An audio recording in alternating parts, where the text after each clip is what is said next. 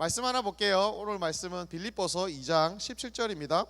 빌립보서 2장 17절이 아니고 13절부터 15절 말씀. 빌립보서입니다. 2장 13절부터 15절.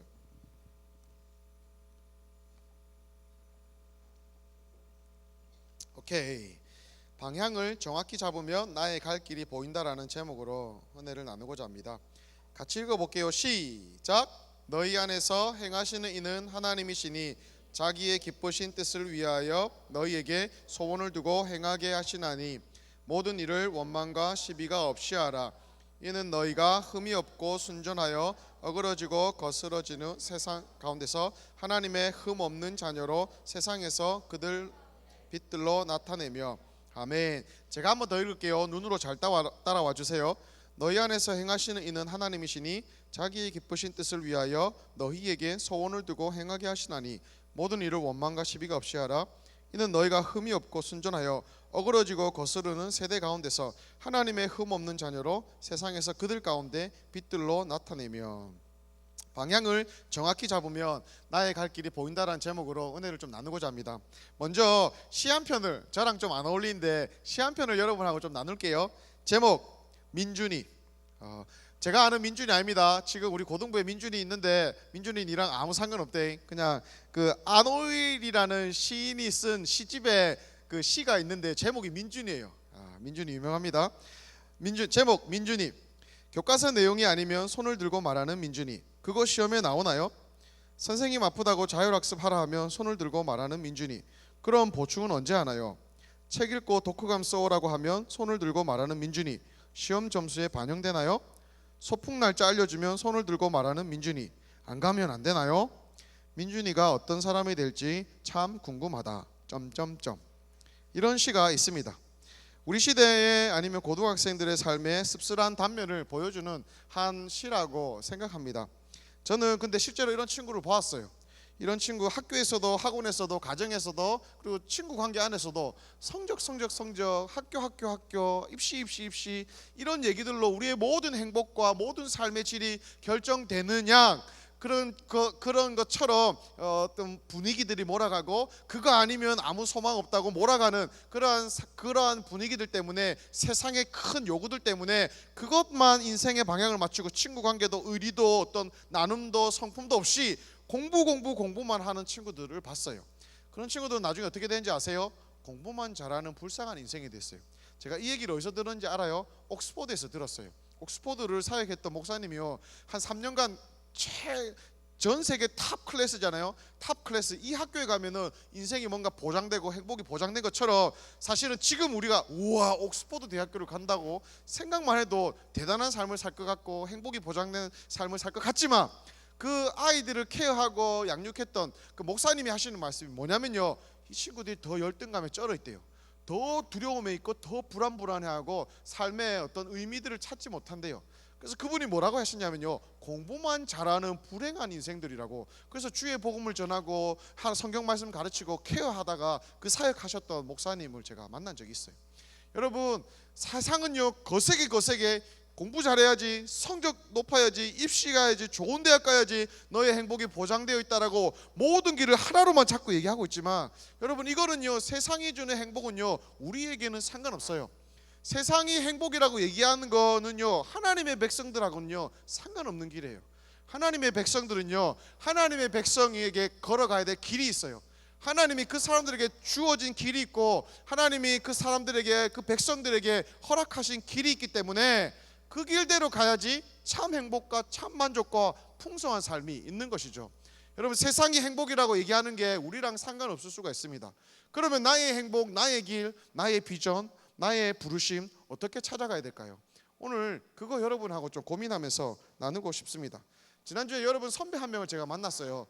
이제 수능 마치고 또 재수를 하고 다음 이제 입시를, 다음 이제 학교를 이제 정시로 지원해 놓고 학교를 이제 기다리고 있는 친구가 있는데, 고등학교 때는 의대를 가고 싶었대요. 열심히 공부했죠. 학교 기도모임도 잘 인도했어요. 모범적으로 생활했어요. 근데 수능 전에 그냥 갑자기 이거 아닌갑다 하고 진로를, 자기는 문과였는데 의대로 이과였는데 자기는 아무래도 소질이 문과 쪽이야. 그래서 바꿔볼까 말까 하다가 결국은 흐지부지하다가 수능을 그냥 넘겨버렸어요. 쳤는데 만족할 만한 성적이 안 나와서 재수를 했어요. 그리고는 저에게 만나서 얘기하면서 그래 계속 의대 마음 있냐 물어보니까 의대가 아니라 이제는 역사 교육을 해서 선생님이 되고 싶다고 이렇게 하더라고요. 남북 통일이 되었을 때 다음 세대를 일으켜서 이제 그런 아이들 가운데 진정한 변화를 주기 위해서 그렇게 길로 잡았다고 그렇게 이야기하는 친구를 만났습니다. 그런데 그 친구가 딱 잡아서 그렇게 가는 게 아니라 근데 이게 맞는지 모르겠다고, 내가 의대를 준비했었는데 갑자기 바꿔가지고 역사 교육으로 문과 공부를 하다가 또 수능 치고 이제 또 전공을 넣어야 되는데 어느 걸 해야 되는지 모르겠다고, 자기가 걸어왔던 삶이 헛일한 건가 아니면 이게 맞나 저게 맞나, 나는 이것도 하고 싶고 저것도 하고 싶은데 뭘 해야 되지 하면서 그냥 조금 우왕좌왕하는 거예요. 제가 하나님의 비전에 대해서 뭘 얘기해 줬냐면요, 하나님의 비전은 직업이 아니라 뭘 하는 게 아니라 방향이라고 얘기해 줬어요. 주를 향한 방향, 내 삶의 그 방향, 그게 바로 비전이라고 그 친구에게 나눠줬던 기억이 있습니다. 또 다른 친구가 찾아왔어요. 지난주에 또 수능 치고 이제 다음 진로를 앞두고 있는 친구였어요. 이 친구는 유학의 길이 열렸어요. 외국에 미국에 있는 대학교가 하나 됐어요. 그런데 바로 가지 않고 몇 가지 코스를 건너서 이제 미국에 가는 거죠. 그렇게 갈지 아니면 한국에서 또 재수를 해서 차라리 이 친구도 의대를 좀 가고 싶어 했는데 의학을 해서 그렇게 갈지에 대해서 막 고민했어요. 목사님, 내가 두렵고 떨려요. 이 길이 주님 길이 아닌데 내가 이 길 갔다가 돌아오면 어떻게 해요? 이 길이 주님의 길이었으면 어떻게 해요? 내가 뭘 어떻게 해야 되지? 어떻게 정해야 될지 모르겠어요 하면서 그렇게 덩치는 큰데 막 이렇게 두렵고 떨리는 마음으로 저랑 이야기했던 한 친구가 있어요.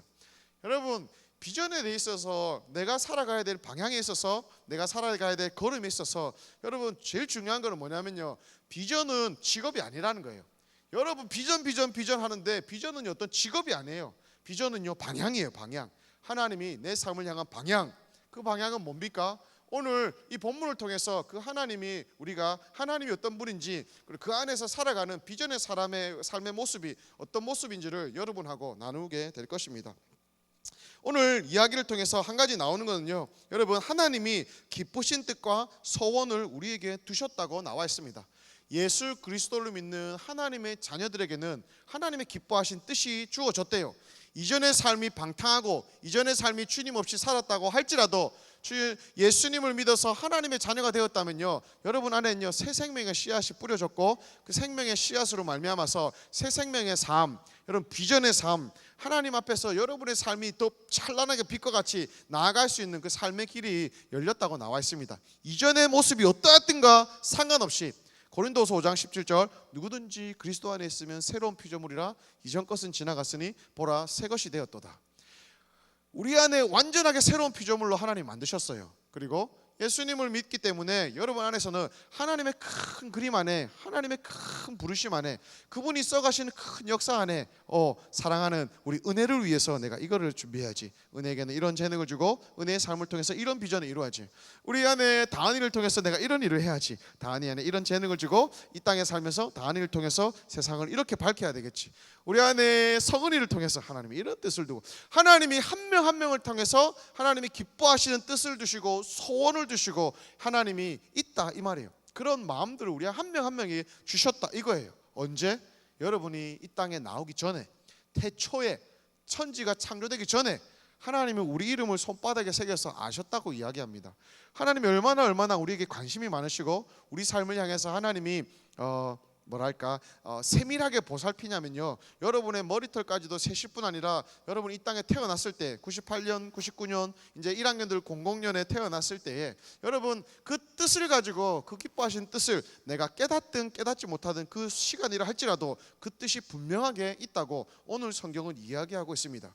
너희 안에 행하시는 이는 하나님이시니 자기의 기쁘신 뜻을 두고 너희로 소원을 두고 행하게 하시느니라, 이렇게 기록하고 있습니다. 하나님의 기뻐하시는 뜻이 우리 안에 있는 줄 믿습니다. 하나님의 거룩한 소원이 나와 옆 친구, 저와 여러분에게 있는 줄 믿습니다. 여러분 그게 중요해요. 있다, 이게 있는가 없는가 이것부터 헷갈리면요, 여러분은 여러분의 힘대로 여러분의 능력대로 살다가 여러분 바운더리 안에서 그냥 고만고만하게 사는 거예요. 그런데 내 안에 있는 하나님의 거룩한 뜻, 기쁘신 뜻, 거룩한 소원을 여러분이 발견하고 그 소원 앞에 여러분의 말씀, 여러분의 삶을 내가 맡깁니까? 삶의 어떤 방향을 정합니까? 그러면요, 그때 내가 무슨 직업을 가져야 될지, 어떤 길을 걸어야 될지 구체적으로 알게 되는 것이죠. 오늘 성경은 분명하게 얘기합니다. 기뻐하시는 뜻, 하나님의 소원이 우리 안에 있다는 것을요. 여러분, 콩 심은 데 콩 나고 팥 심은 데 팥 나듯이요, 하나님 심겨진 곳에 하나님의 향기와 하나님의 방향이 드러날 수밖에 없어요. 하나님 안에 우리가 태어났고 하나님 안에서 우리의 삶이 주어진 것이죠. 예수 그리스도의 피값으로 말미암아서 여러분의 삶은 주어졌기 때문에 함부로 살 수 없어요. 예수님 피값으로 우리 삶이 주어졌기 때문에 우리는요, 그냥 대충 내 힘대로 내 한계대로 살기에는 너무너무 하나님이 아쉬워하시는 거예요. 하나님이 아들의 생명을 주시기까지 우리를 사셨다면 얼마나 대단한 계획, 얼마나 아름답고 행복한 계획을 두셨을까요? 여러분, 그 삶을요, 우리 안에 이미 두셨는데 누리지 못하는 사람들이 있는 겁니다. 여러분, 그럼 어떻게 누릴 수 있을까요? 어떻게 발견할 수 있을까요? 첫 번째, 두고 우리가 발견해야 될 건 뭐냐면, 하나님이 우리 안에 그 뜻이 있다는, 다시 얘기하지만 그 뜻, 거룩한 소원이 있다는 것을 알면요, 여러분, 그 소원을 향해서 다시금 찾아봐야 돼요. 에베소서 1장 5절에 이런 얘기가 있습니다. 그 기쁘신 뜻대로 우리를 예정하사 예수 그리스도로 말미암아 자기 아들들이 되게 하셨다. 에베소서 2장 10절, 우리는 그가 만드신 바라 그리스도 예수 안에서 선한 일을 위하여 지으심을 받은 자니 이 일은 하나님이 전에 예비하사 우리로 그 가운데서 행하게 하려 하심이라. 하나님이 우리를 만드셨고 그 이유가 선한 일을 위해서 만드셨다고 나와 있습니다. 여기서 나오는 선한 일은요, 그냥 착한 일, 자선을 베푸는 일 정도가 아니에요. 하나님이 만드신 원래의 목적대로 기쁘신 뜻을 두고 소원을 두고 행하게 하는 그 목적대로 살아가는 그 삶을 이야기하는 것이죠. 하나님의 백성이 백성답게 사는 거예요. 왕자라면, 하늘나라의 왕자 공주라면 공주답게 사는 거예요. 왕자의 옷을 입고 거지처럼 노숙하고 침 뱉고 코딱가리 후비고 막 가래 뱉고 이렇게 하는 삶이 아니라 왕자의 기품과 왕자의 법도를 따라서 살아가는 삶. 여봐라, 군인들아 모여라. 왕자는 그런 권세가 있잖아요. 그렇게 외칠 수 있는 권세, 그게 바로 하나님이 우리를 만드신 목적대로 사는 삶의 모습인 것이죠. 요한복음 1장 12절에 너희는 영접하는 자 곧 그 이름을 믿는 자들에게는 하나님의 자녀가 되는 권세를 주셨다고 성경에 나와 있습니다. 베드로전서에는요, 너희는 왕같은 제사장이요 거룩한 나라요 하나님의 소유된 백성이라고 나와 있습니다. 우리가 얼마나 대단한 자인지, 하나님 안에서 발견된 우리의 삶이 얼마나 아름다운 존재인지를 얘기하고 있는 것이죠. 여러분, 이 세상에서 그러한 뜻을 가지고 선한 일, 창조된 목적대로 사는 일, 그게 바로 하나님의 방향을, 비전의 삶을 사는 것입니다. 그런데 이 땅은요, 아주 타락했어요. 타락 정도가 아니라 오염되어서 타락의 극치를 달리고 있어요.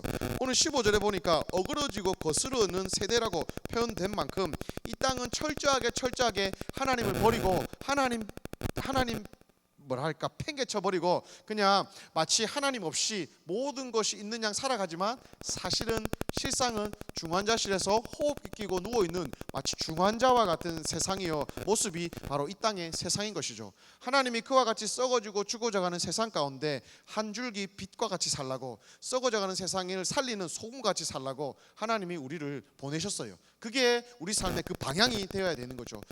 그것을 향해서 우리의 비전이 향한다면 무슨 길을 걸어가야 될지, 무슨 직업을 차려야 될지는 알게 된다, 이것입니다. 이 말씀을요, 다른 번역을 찾아보니까 이렇게 나와 있어요. 흠없이 너희는 세상 속으로 들어가 이 더럽고 타락한 사회에서 맑은 공기를 불어 넣으십시오. 사람들에게 선한 생활과 살아계신 하나님을 볼 수 있게 하십시오. 환하게 빛을 비춰주는 메시지를 어둠 속에서 전하십시오 라고, 어떻게 우리가 살아가야 될지에 대해서 성경은 번역하고 있는 것을 볼 수 있습니다. 하나님의 기쁘신 뜻, 소원을 두고 계신 그 하나님, 선한 위에 창조하신 그 하나님을 기억하면서 이 땅을 살아나가는 것이 우리 삶만의 비전인 것이죠. 하나님 사랑하고 이웃 사랑하고 그 이름 높여드리는 삶, 그것을 방향으로 제대로 설정하고 여러분이 간다면 어떤 모양이든 어떤 직업이든 그것은요, 주의 이름을 드러내는 것임을 믿습니다. 비전은 직업이 아닙니다. 비전은 주를 향한 방향입니다. 여러분, 제 삶에 다른 거 얘기 안 하고 그냥 제 삶의 비전을 얘기하면 제가 무슨 얘기하는지 이해하기 쉬울 것 같아요. 제 삶의 비전은요, 이사야서 61장 1절부터 3절이에요. 주 여호와의 영이 내게 임하였으니 여호와께서 내게 기름 부으사 가난한 자에게 아름다운 소식을 전하고 마음이 상하고 포로되고 억눌린 자에게 노임을 전파하고 자유를 주는 그 삶으로, 소망을 주는, 회복을 전파하는 그 삶으로 하나님이 저를 불러오셨어요. 제가 대학교 때 굉장히 깊이 하나님을 만나고 나서 평생에 이 말씀을 따라 살기로 작정하고 지금까지 그 말씀 그대로 제가 붙들고 살아왔어요. 아무리 인생이 요동치고 힘들고 바닥을 쳐도 제 안에 늘 마음구석의 한 곳에서는 내가 이렇게 살아야지, 이게 내 삶인데 하나님이 이래 불렀는데 그 방향이 있었어요.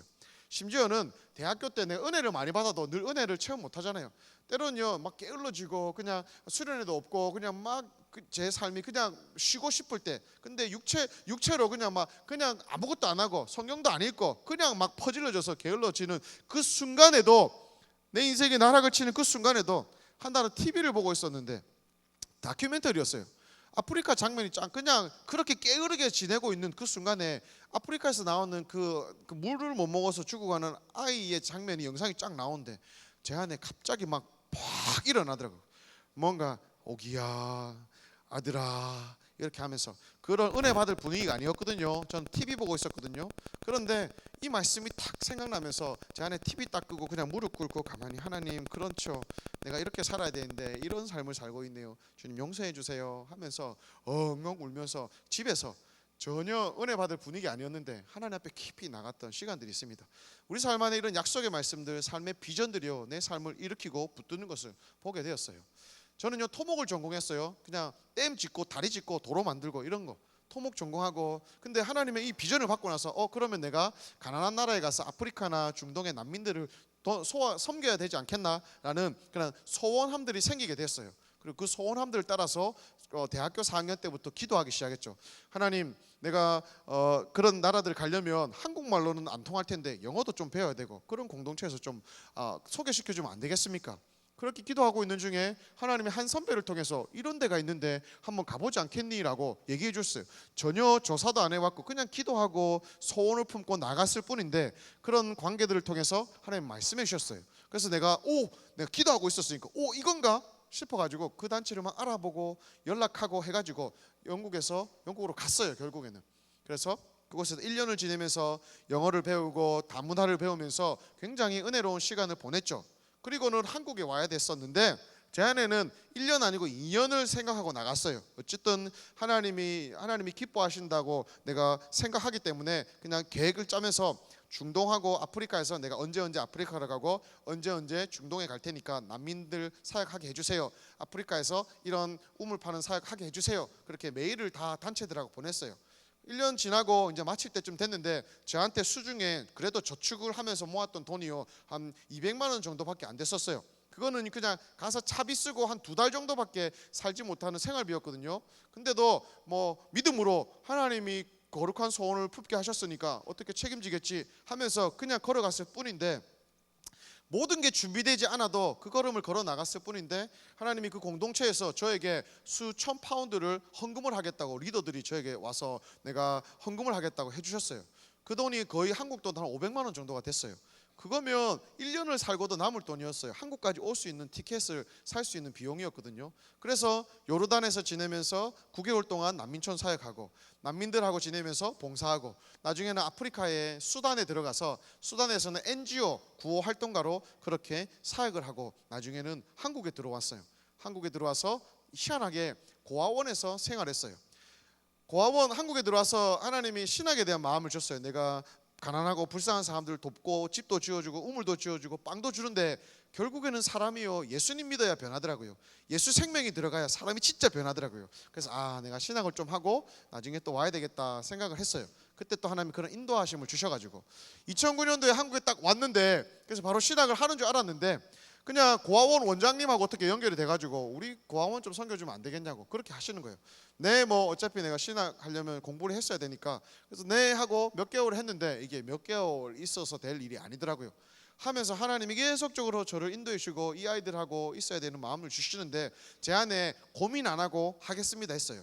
기도 보통 어떤 새로운 인도함을 주면요 제가 기도를 해보는데 그렇게 고민 안 했어요. 왜냐하면 가난하고 소외된 자를 향해서, 포로되고 억눌린 자를 향해서 하나님이 내 삶을 불렀기 때문에 고아원에서 아이들을 섬긴다? 이거는 맞는 거잖아요. 고민 안 하고 네 하겠습니다 바로 그랬어요. 그리고 그렇게 3년이라는 시간들을 그곳에서 보냈어요. 아주 행복하고 즐거웠고 아이들하고 하나님하고 즐거운 시간들을 보냈어요. 그리고는 지금 청소년 사역자로 이곳에 여러분에게 있어요. 지나오면요, 목사 아니면 보육원 사역자 아니면 NGO 구호 활동가, 난민촌에서의 어떤 활동, 여러분 여러 모습이 있었지만, 여러 다른 타이틀이 있었지만, 여러분 늘 하나였어요. 가난하고 소외되고 억눌리고 포로된 자들에게 주님의 소망과 해방을 선포하는 그 일로, 저는 그게 비전이라고 봐요. 그 삶의 부르심, 하나님 영광되고 하나님 더 사랑하고 이웃을 섬기는 그 삶이요, 우리 삶의 방향이 맞춰진다면 무엇을 해야 될지, 어떤 직업을 가져야 될지, 어떤 삶의 길을 걸어야 될지는 여러분이 알 수 있어요. 어떻게 알 수 있냐고요? 요한복음 7장 17절에 보면 이런 얘기가 있어요. 너희가 하나님의 뜻을 행하려고 하면 이 길이 하나님으로부터 온 것인지 너희가 스스로 말한 것인지 너희가 알리라고 나와 있어요. 하나님 이거 할까요? 저거 할까요? 이 길일까요? 요 길일까요? 요 길일까요? 하기 전에 내 마음에 하나님의 뜻을 행하려고 하고, 내 삶의 방향이 주님 방향과 똑같이 맞춰지고, 내 삶의 비전이 방향이라고 했잖아요. 하나님의 뜻 가운데 정확하게 맞춰져 있다면 너희가 이미 알고 있다고 나와 있어요. 여러분, 재능은 그 다음 문제예요. 하나님이 주신 재능을 발견하는 데 있어서는요, 그 다음 문제예요. 우리는 방향을 정확하게 잡으면 그 이후는요, 여러분이 발견할 수 있습니다. 분명한 거는 주님의 기쁘신 뜻이 있고 소원을 두고 행하게 하신다는 거죠. 오케이, 그러면 목사님, 내 안에 소원이 있는 것도 알겠어요. 하나님의 뜻이 있는 것도 알겠어요. 그런데 그거 어떻게 행해요? 그거 어떻게 내가 이룰 수 있죠? 여러분, 오늘 성경은 얘기합니다. 너희 안에서 행하시는 이는 하나님이라고. 내 안에서 내가 행하면 내 지식, 내 경험, 내 한계로 할 뿐이에요. 유명한 말 있잖아요. 내가 일하면 내가 일하는 뿐이고 내가 기도하면 하나님이 일하신다라는 아주 유명한 제임스 패트릭인다 그런 분이 말한 얘기가 있어요. 웩이라는 단체에 섬겼던 분인데, 여러분, 우리 안에 너희 안에서 행하시는 분이 하나님이래요. 내가 행하는 게 모든 거라면 여러분 우리는 자신 없죠. 다윗이 자기 스스로를 봤으면 골리앗 앞에 절대 못 나갔죠. 근데 다윗은요, 거인 골리앗보다 그의 삶 안에서 행하시는, 이 전쟁에서 행하시는 그 하나님이 보였기 때문에 골리앗 앞에 달려갈 수 있었던 것이죠. 그리고 승리했던 것입니다. 여러분 삶 안에 행하시는 분은요, 저와 여러분의 삶 안에 행하시는 분은 하나님이세요. 하나님. 이것을 위치 선정을 잘해야 돼요. 내가 주인 되어서 내가 살아가면요, 내 한계에 부딪힐 뿐이에요. 그런데 하나님의 주인이라고 고백하고 그 주님 앞에 여러분 발걸음을 믿음으로 옮겨 보세요. 믿음으로 한번 살아보세요. 믿음으로 그 방향대로 한번 걸어 나가 보세요. 그러면 너희 안에 행하시는 이는 하나님이시니 자기 기쁘신 뜻을 위하여 너희로 소원을 두고 행하게 하시느니라. 여기서 나오는 행하게 하시느니라, 이 행하다라는 동사가요, 여러분 원어상에서 보면요, 영어에 있는 파워, 힘이라는 단어가 여기서 나왔어요. 그냥 어떤 걸 행하다, 수행하다 이걸로 끝나는 게 아니라 힘있게, 왕성하게, 아주 의욕적으로 파워 넘치게 행한다는 의미가 바로 이 성경에서 드러나는 행함인 것이죠. 내가 아니라 하나님이 행하기 때문에 그 일이 일어나는 거예요. 여러분의 삶이 여러분이 해결하려고 하면 안 돼요. 그러나 내 삶을 하나님이 해결해 주세요라고 맡겨드린다면 이룰 수 없는 꿈과 같은 그 비전의 길이라 할지라도 하나님이 기뻐하실 것 같고, 나의 삶도 그런 거룩한 소망이 일어난다면 가보는 거죠. 그러면 목사님, 내 삶을 향한 그 재능들과 은사들, 방향들을 어떻게 내가 발견할 수 있죠? 여러분 5가지 질문으로 확인할 수 있습니다. 손을 들고 따라해 보세요. 내가 좋아하는 거. 따라해 보세요. 큰 목소리로 내가 좋아하는 거. 더 큰 목소리로 내가 좋아하는 거. 내가 생각하기에 하나님도 좋아하는 거. 그리고 내가 잘하는 거. 남들도 잘한다